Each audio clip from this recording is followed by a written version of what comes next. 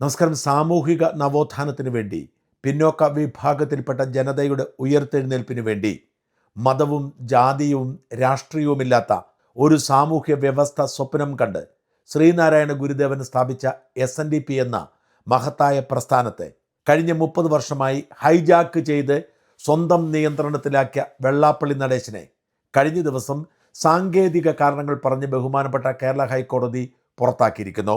വെള്ളാപ്പള്ളി നടേശൻ മാത്രമല്ല, മകൻ Tushar വെള്ളാപ്പള്ളിയും president MN സോമനും അടക്കം ഏതാണ്ട് 170ഓളം ഡയറക്ടർ ബോർഡ് അംഗങ്ങളെയാണ് ഹൈക്കോടതി പുറത്താക്കിയത്. കഴിഞ്ഞ കുറേ വർഷങ്ങളായി തുടർന്നു വരുന്ന നിയമ പോരാട്ടങ്ങളുടെ അസാധാരണമായ പരിസമാപ്തിയിലാണ് വെള്ളാപ്പള്ളി നടേശൻ അധികാരഭ്രഷ്ടനായത്. അഡ്വക്കേറ്റ് ചന്ദ്രസേനന്റെ നേതൃത്വത്തിൽ നടന്ന ആ വലിയ പോരാട്ടത്തിൻ്റെ യാഥാർത്ഥ്യം പലർക്കും വ്യക്തമല്ല. വെള്ളാപ്പള്ളി നടേശൻ അപ്പീലിന് പോയി ഈ വിധിക്ക് സ്റ്റേ വാങ്ങില്ലേ? മരിക്കുന്നതുവരെ ഈ കസേരയിൽ തന്നെ ഇരിക്കില്ലേ? മരണശേഷം മകൻ തുഷാർ വെള്ളാപ്പള്ളിക്ക് അധികാരം കൈമാറില്ലേ? തുടങ്ങിയ ചോദ്യങ്ങൾ ബാക്കിയാവുന്നു. യഥാർത്ഥത്തിൽ എന്തായിരുന്നു ആ കേസ്? ആ കേസിലെ വിധി എങ്ങനെയാണ്? ഇനി എന്താണ് സംഭവിക്കാൻ പോകുന്നത്? ഇതേക്കുറിച്ച് സംശയമുള്ളവരുടെ സംശയം പൂർണ്ണമായും ദൂരീകരിക്കാൻ പറ്റുന്ന ഒരു വിശദമായ കുറിപ്പ് ഞാൻ പ്രേക്ഷകരെ വായിച്ചു കേൾപ്പിക്കാം. കമൽജിത്ത് കമലാസനൻ എഴുതിയ കുറിപ്പ് കൃത്യമായി വെള്ളാപ്പള്ളിക്ക് സംഭവിച്ചത് എന്ത് എന്ന് വ്യക്തമാക്കുന്നുണ്ട്. വെള്ളാപ്പള്ളി നടേശനെ SNDP യോഗം മുൻ ജനറൽ സെക്രട്ടറിയാക്കി മാറ്റിയ വിധിന്യായം ഇപ്പോഴാണ് വായിച്ചു തീർന്നത്. കേസിനെക്കുറിച്ച് അറിയാൻ ആഗ്രഹിക്കുന്ന എല്ലാവർക്കും വേണ്ടി അത് ഒന്ന് ചുരുക്കി എഴുതുകയാണ്. 3 റിട്ട് ഹർജികളാണ് ഉണ്ടായിരുന്നത്. WPC number 8095/2024, 8198/2024, 10/522/2024. ഹൈക്കോടതി ഈ വിധി പുറപ്പെടുവിച്ചിരിക്കുന്ന കേസ് ഇപ്രകാരമാണ്. 2013 കമ്പനി നിയമപ്രകാരം വാർഷിക കണക്കുകളും റിട്ടേണുകളും കൃത്യസമയത്ത് ഫയൽ ചെയ്യാത്തതിനെ തുടർന്ന് ഡയറക്ടർമാർ അയോഗ്യരാക്കപ്പെട്ടോ എന്നതായിരുന്നു പ്രധാന വിഷയം. 2006-7 മുതൽ 2016-17 വരെയുള്ള കാലയളവിൽ റിട്ടേണുകൾ സമർപ്പിക്കാൻ യോഗം പരാജയപ്പെട്ടുവെന്നാണ് വാദമുയർത്തിയത്. ഓർക്കണം, SNDP കമ്പനീസ് ആക്ട് അനുസരിച്ച് രജിസ്റ്റർ ചെയ്തിരിക്കുന്ന ഒരു കമ്പനിയാണ്. അതുകൊണ്ട് റിട്ടേൺ സമർപ്പിക്കേണ്ട ബാധ്യത ഈ കമ്പനി ഡയറക്ടർമാർക്കുണ്ട്. അത് ചെയ്തിട്ടില്ല എന്ന് തെളിയിച്ച് അതുകൊണ്ട് തന്നെ ഡയറക്ടർമാരെ അയോഗ്യരാക്കണം എന്നായിരുന്നു വാദം. യോഗം ഡയറക്ടർമാർ അയോഗ്യരല്ലെന്ന് കാണിച്ച് ഇൻസ്പെക്ടർ ജനറൽ ഓഫ് രജിസ്ട്രേഷൻ 2024 ഫെബ്രുവരി 17 പുറപ്പെടുവിച്ച ഉത്തരവിലെ ഹർജിക്കാർ ചോദ്യം ചെയ്തു. അതേസമയം പിണറായിയുടെ സഹായത്തോടുകൂടി പിണറായിയുടെ കീഴിലുള്ള രജിസ്ട്രേഷൻ വകുപ്പിൻ്റെ IG അതിനെ ന്യായീകരിച്ചുകൊണ്ട് വെള്ളാപ്പള്ളിക്ക് അനുകൂലമായി റിപ്പോർട്ട് കൊടുത്തു. അതും ഹൈക്കോടതിയിൽ ചോദ്യം ചെയ്തു. രജിസ്ട്രേഷൻ IGക്ക് മുന്നിൽ ഞാനും സംരക്ഷണ സമിതി ചെയർമാൻ ചന്ദ്രസേനൻ വക്കീലും മുതിർന്ന അഭിഭാഷകൻ PP മധുസൂദനനും യോഗത്തിനു വേണ്ടി അഡ്വക്കേറ്റ് രാജൻ ബാബുവും ഹാജരായിരുന്നു.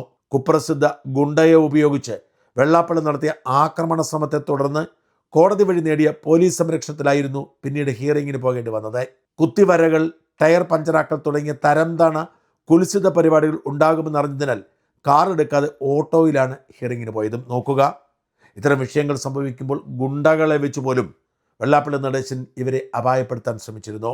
ഈ വിഷയത്തിൽ രജിസ്ട്രേഷൻ IG കൃത്യമായ പഠനം നടത്തിയില്ലെന്നാണ് കോടതി നിരീക്ഷിച്ചത്. സർക്കാർ പറഞ്ഞതനുസരിച്ച് കോടതി വെള്ളാപ്പള്ളിക്ക് അനുകൂലമായി നിലപാടെടുത്തു. കോടതി പറഞ്ഞത് ആ രജിസ്ട്രേഷൻ IG നിലപാട് തെറ്റാണെന്നാണ്.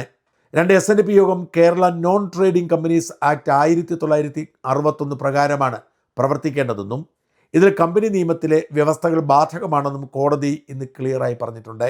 SNDP കമ്പനിയാണെങ്കിലും അത് 1961 നിയമം അനുസരിച്ചാണ് പ്രവർത്തിക്കേണ്ടത്, നോൺ ട്രേഡിംഗ് കമ്പനി. ഈ വിഷയം മറ്റൊരു രൂപത്തിൽ സുപ്രീം കോടതിയിൽ കേസായി നിലവിലുണ്ട്. ഞങ്ങൾ കൊടുത്ത SLP ഈ മാസം അഡ്മിഷന് വേണ്ടി പോസ്റ്റ് ചെയ്തിരിക്കുന്നു. 3 മിക്ക ഡയറക്ടർമാരും കൃത്യമായ ഡയറക്ടർ ഐഡൻറ്റിഫിക്കേഷൻ നമ്പർ ഇല്ലെന്നും, അതായത് DIN നമ്പർ ഇല്ലെന്നും ഇത് പദവി ഒഴിയാൻ കാരണമാണെന്നും ഹർജിക്കാരൻ വാദിച്ചു. എന്നാൽ കേരള സർക്കാർ DIN അനുവദിക്കുന്നതിനായി പ്രത്യേക നിയമങ്ങൾ രൂപീകരിച്ചിട്ടില്ലാത്തതിനാൽ നിലവിൽ DIN ഉപയോഗിക്കുന്നതിൽ നിയമസാധുത കോടതി പരിഗണിച്ചു. അതായത് എല്ലാ ഡയറക്ടർ ബോർഡ് അംഗങ്ങളും DIN കൊടുക്കേണ്ടതുണ്ട്. നിലവിലുള്ള DIN ഉപയോഗിക്കാൻ കഴിയുമോ എന്നാണ് കോടതി പരിഗണിച്ചത്. കോടതി പറഞ്ഞത് പ്രകാരമാണ്. കമ്പനി നിയമത്തിലെ സെക്ഷൻ 152(3) പ്രകാരം DIN ഇല്ലാത്തവർക്ക് ഡയറക്ടർ സ്ഥാനത്ത് തുടരാനാകില്ലെന്നും സെക്ഷൻ 167(1) പ്രകാരം അത്തരക്കാരെ സ്ഥാനം ഒഴിയേണ്ടതാണെന്നും കോടതി നിരീക്ഷിച്ചു. DIN ഇല്ലെങ്കിൽ അവർക്ക് ഡയറക്ടർ ബോർഡിൽ വരാൻ കഴിയില്ല. അങ്ങനെ DIN ഇല്ലാത്ത ഭൂരിപക്ഷം വരെ ഒഴിവാക്കുന്നു. എന്നാൽ വെള്ളാപ്പള്ളിയെ പോലെ ചിലർക്ക് DIN ഉണ്ട്. അവരുടെ കാര്യം ഇങ്ങനെയാണ്. വെള്ളാപ്പള്ളി നടേശനിലെ തരികിട തക്കിട പരിപാടി പൂർണ്ണമായും തകർത്ത ഡിൻ വിഷയം ഉയർത്തിക്കൊണ്ടുവന്നത് SNDP സംരക്ഷണ സമിതി എന്ന സംഘടനയാണ്. അതിന് ചെയർമാൻ അഡ്വക്കേറ്റ് ചന്ദ്രസേനൻ നൽകിയ ഹർജിയാണ് ഏറ്റവും നിർണായകമായതും വെള്ളാപ്പള്ളി ടീമിൻ്റെ ഫ്യൂസ് ഊരിയതും. തെരഞ്ഞെടുപ്പുകളിൽ എല്ലാ അംഗങ്ങൾക്കും വോട്ടവകാശമുണ്ടെന്നും കോടതി ആവർത്തിച്ചത് സുപ്രീം കോടതിയിലെ കേസിൽ ഈഴവ സമുദായത്തിന് തീർച്ചയായും ഉപകാരമായി വരും എന്നതും നിശ്ചയം. കേസ് തീർപ്പാക്കിക്കൊണ്ട് ബഹുമാനപ്പെട്ട കേരള ഹൈക്കോടതി നൽകിയ നിർദ്ദേശങ്ങൾ ഇപ്രകാരമാണ്. 1. WCC 81/97/2024 സമർപ്പിച്ച എക്സിക്യൂഷൻ P16 ഉത്തരവ് റദ്ദാക്കുന്നു. 2. കമ്പനീസ് ആക്ട് 2013 സെക്ഷൻ 164(2) വ്യവസ്ഥകൾ പാലിക്കാത്തതിനാൽ റെസ്പോണ്ടന്റ് 4 മുതൽ 7 വരെ ആളുകൾ SNDP യോഗത്തിൻ്റെ ഡയറക്ടർമാരായി വീണ്ടും നിയമിക്കപ്പെടാൻ അർഹരല്ലെന്ന് പ്രഖ്യാപിക്കുന്നു. അതായത് വെള്ളാപ്പള്ളി അടക്കമുള്ളവർ യോഗ്യരല്ല. കേരള ആക്ടും കമ്പനീസ് ആക്ട് 2013 അനുസരിച്ച് സംസ്ഥാന സർക്കാർ നൽകുന്ന ഡിൻ ഇല്ലാതെ ആരെയും SNDP യോഗത്തിൽ ഡയറക്ടർ നിയമിക്കുകയോ വീണ്ടും നിയമിക്കുകയോ ചെയ്യാൻ സാധിക്കരുതെന്ന് പ്രഖ്യാപിക്കുന്നു. റെസ്പോണ്ടന്റ് 4 മുതൽ 7 വരെ ആളുകൾക്ക് സംസ്ഥാന സർക്കാർ നൽകുന്ന ഡിൻ ഇല്ലാത്തതിനാൽ കേരള ആക്ടും കമ്പനീസ് ആക്ട് 2013 അനുസരിച്ച് അവർ ഡയറക്ടർ സ്ഥാനത്ത് നിയമാനുസൃതമായി തുടരുന്നില്ലെന്ന് പ്രഖ്യാപിക്കുന്നു. കമ്പനീസ് ആക്ട് 2013 സെക്ഷൻ 167(1)(a) പ്രകാരം സെക്ഷൻ 164(1)(h) പ്രകാരം അയോഗ്യത വന്നതിനാൽ റെസ്പോണ്ടന്റ് 4 മുതൽ 7 വരെ ആളുകൾ ഡയറക്ടർ സ്ഥാനം ഒഴിഞ്ഞതായി പ്രഖ്യാപിക്കുന്നു. WPC 8095/2024 ഒന്നാം റെസ്പോണ്ടന്റ് കമ്പനീസ് ആക്ട് 2013 സെക്ഷൻ 167(3) പ്രകാരം ആവശ്യമായ നടപടി സ്വീകരിച്ച് കമ്പനി ജനറൽ മീറ്റിംഗ് ഡയറക്ടർമാർ നിയമിക്കുന്നതുവരെ ആവശ്യമായ എണ്ണം ഡയറക്ടർമാർ താൽക്കാലികമായി നിയമിക്കാൻ നിർദ്ദേശിക്കുന്നു. റെസ്പോണ്ടന്റ് 4 മുതൽ 7 വരെ ആളുകൾ സെക്ഷൻ 164(1)(h) പ്രകാരം അയോഗ്യത വന്നതിനാൽ ഡയറക്ടർ സ്ഥാനം ഒഴിഞ്ഞത് പ്രഖ്യാപിച്ചതിൻ്റെ അടിസ്ഥാനത്തിൽ inspector general of registration 2 respondent of section 162 പ്രകാരം ആവശ്യമായ തുടർ നടപടി സ്വീകരിക്കാൻ നിർദ്ദേശിക്കുന്നു. കേസിന് ഏകദേശ രൂപത എല്ലാവർക്കും മനസ്സിലാകും എന്ന് വിശ്വാസത്തോടെ നിങ്ങളുടെ സ്വന്തം അഡ്വക്കേറ്റ് കമൽജിത്ത് TK.